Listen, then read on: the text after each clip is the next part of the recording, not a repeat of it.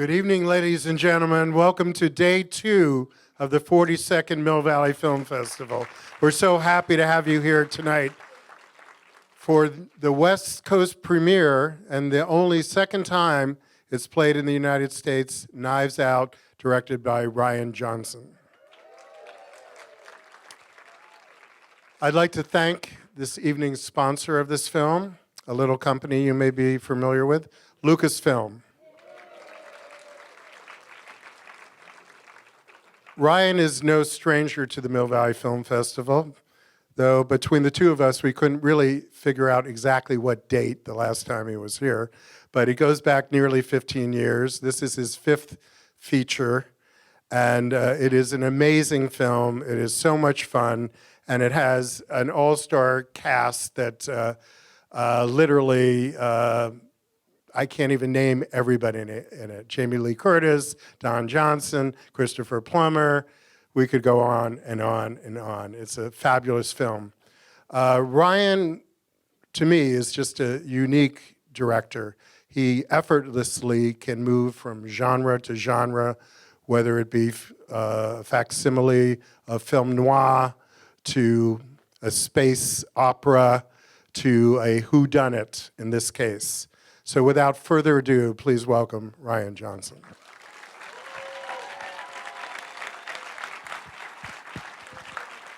Thank you so much.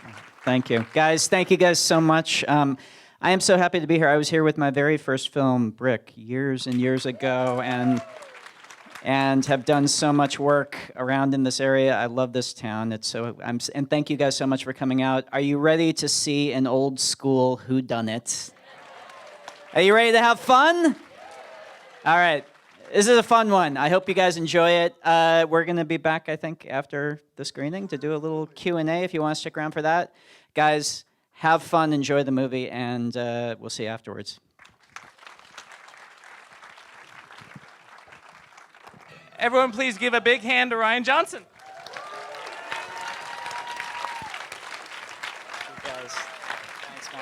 Thank you, guys. Thank you, thank you. Now, there's a lot of really interesting things to talk about with the story, but let's start with the casting. What was it like to cast this, and did anyone exist in your mind's ear when you were writing it that you were able to score in the cast?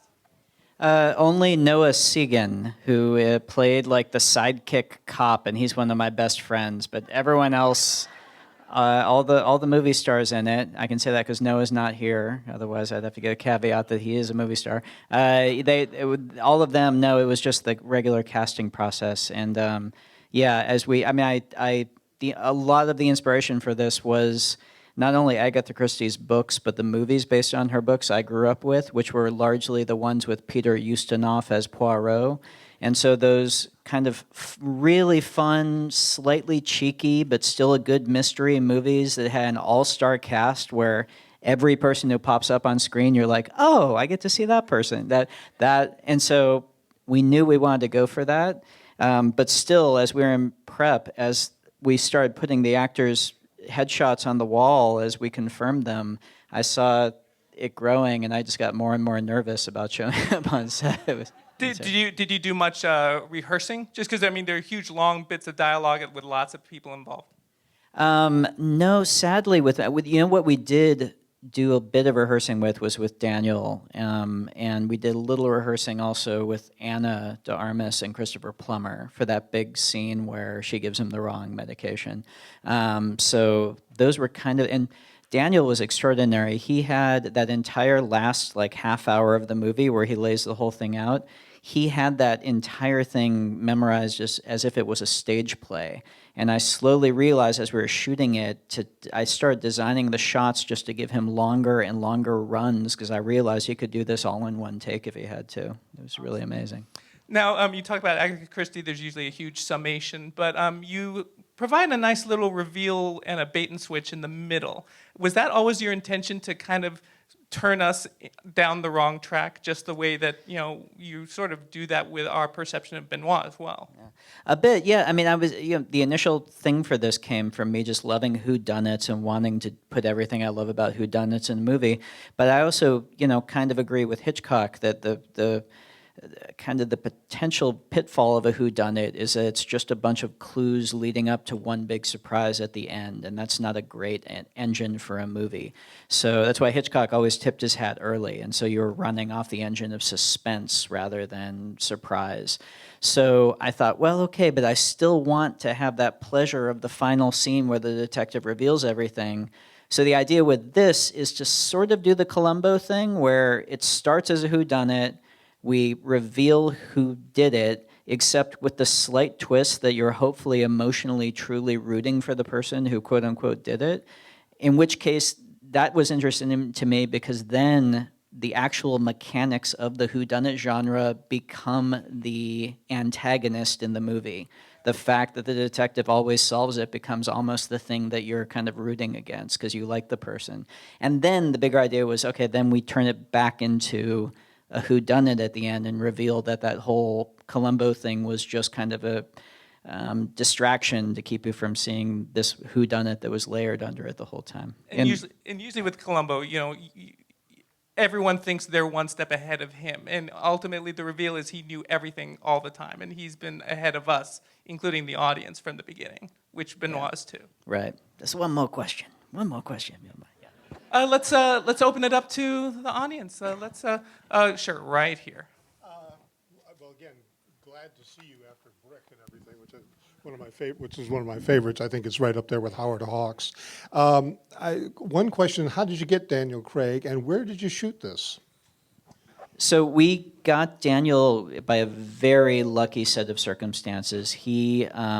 I had met him a few times over the years. We had always liked each other, but he was doing his James Bond movie, and something happened, and they pushed for 3 months.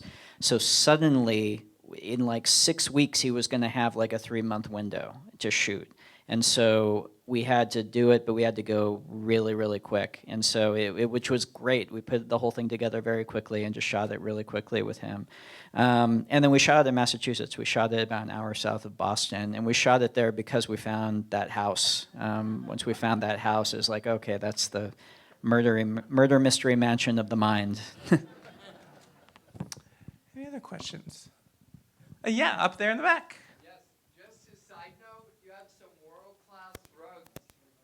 Nice. They were amazing.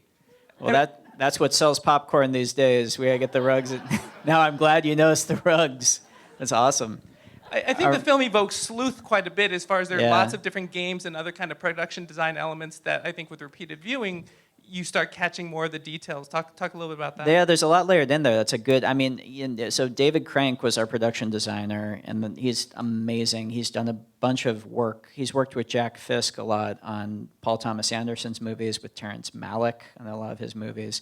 And so he and our art director, David Schlesinger, basically filled the whole house up with all this amazing stuff, the rugs, the pictures. I've been staring at this movie now for the past year and a half, and I'm still finding stuff in the background they layered in there. And Sleuth, which is one of my favorite films, the original 70s Sleuth with Laurence Olivier and Michael Caine, that was a big reference I gave them. The weird sailor by the staircase is a direct reference to Sleuth, to Jolly Jack the Sailor. Yeah. We have a question here in the back. I was just curious, some of the quirkiness of the characters and the way certain things were shot reminded me of Wes Anderson. Was there any influence of that at all, or not influence, but thought of that style? I love his movies. If it reminded you of that, I consider that a compliment. Yeah, but I wasn't specifically thinking of it. To me, it was, I think maybe one thing that it has in common is how all the characters are kind of stylistically elevated, kind of on the verge of caricature, was still hopefully having a little grounding. And to me, that is straight out of what I love about Agatha Christie, what she did with her characters. They're all kind of caricatures of all these types from British society at the time she was writing. The whole idea with this was, okay, can we do that today in 2019? So we're not just putting kind of a modern gloss on the movie, but actually doing what she did then, using the genre to kind of evoke all these slight caricatures of types that we know from modern day America. We have another question here in the back. Hi, big fan, by the way. I Thank just you. had a question. How much did this movie cost to make? And the reason why I asked this was it hard to pitch this to the studio? Did they were they skeptical about making the movie? Because I know how hard it is to kind of pitch certain like original films to studios and whether they accept those kinds of films. So I was just wondering. Yeah. So this was not a low budget movie. This was like a mid budget movie, I would guess. And I actually don't know if I'm allowed to say a number. And if I'm not allowed, my producer Ron Bergman, wherever he's at, I'll walk out of the theater and get shivved by somebody. So I probably shouldn't say no. It was mid range though, like in the 30, 40, like around that range. So this was not a tiny movie. And yeah, I mean, it actually, I have to say, we made the movie with, you saw the logos at the beginning, MRC financed it, and then Lionsgate picked it up before we started shooting. And no, they actually, it came together really quickly. I think maybe what helped is the fact that it is a whodunit, and that itself kind of serves the function of familiarity that maybe a IP would serve regularly, like intellectual property would serve regularly. Everyone kind of knows what they're getting in for with it. It's a genre that has a lot of love for it, I think. So I think maybe that helped. But we had a shockingly, it came together, like I said, shockingly quick. Yes, right here in front. So thank you. is Benoit coming back? Well, thank you, first of all. We had so much fun making this, and I had so much fun working with Daniel. We immediately and in my mind, look, tell your friends, please, to go see it when it comes out, because if it does decent, I would be so thrilled if we could just keep making them. That nothing would make me happier. But thank you so much. I'm glad you liked it. Yes, there in the corner. When you were writing it, did you have an idea of who you wanted to be involved in the different characters? No, not at all. I've kind of learned to not do that because you end up getting your heart broken. Just because inevitably, even if you're like friends with somebody, schedule-wise, it doesn't end up working out, and so it doesn't. So you have to kind of keep an open mind, So no, I just kind of wrote with a blank slate, except for Noah Segan. Yes, right here. Why is Daniel Craig the Kentucky Fried Chicken? So I wanted to give him, because he was going to be in New England surrounded by all these wasps, I wanted to give him something that was like the Poirot element. Poirot has, he's like Belgium, he's kind of fussy. Columbo seems like kind of like a bumbling guy, and Miss Marple is kind of a doddering old lady who just asks a bunch of annoying questions over tea, and you don't take any of them seriously until you're being led off to the cop car. And every great detective has something like that. And so, this harkens also back to Peter Ustinov's portrayal of Poirot, which to me is my favorite Poirot, is Ustinov's, because he got the importance of the essential clownishness of him, that there's something about him that disarms you and makes you not take him seriously, again, until it's too late.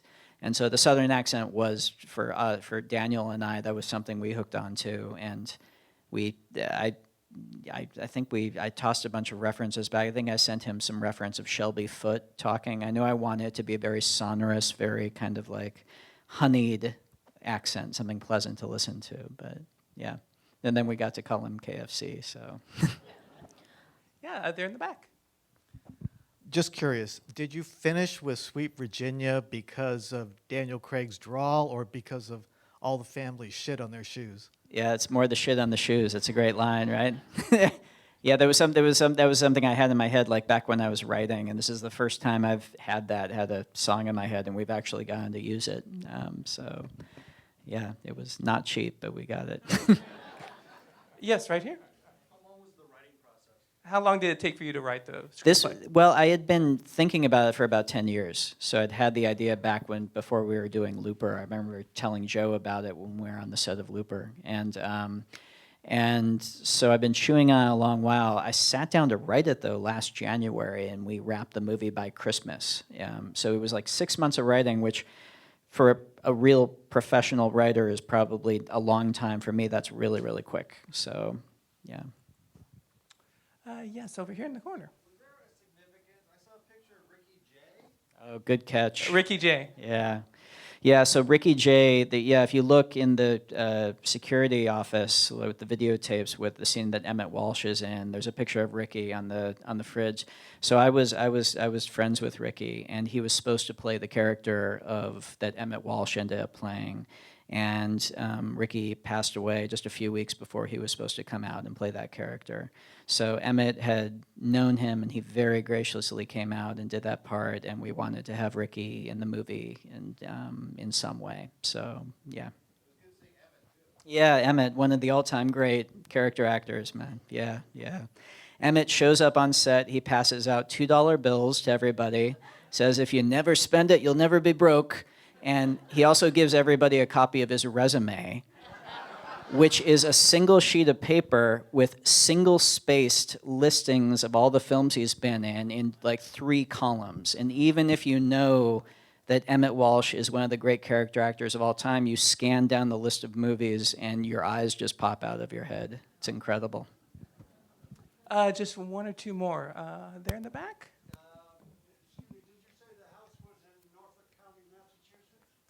It wasn't Norfolk County, but it was in Massachusetts, about an hour south of Boston. Yeah, yeah. It was around Milton. Okay. One last question. And I guess one last question then is, what else are you working on next? What do you have developing? Oh, you got any ideas? There's ideas. Like I said, man, I'd love to do another one of these. I'm figuring out what's next, but we'll see what happens.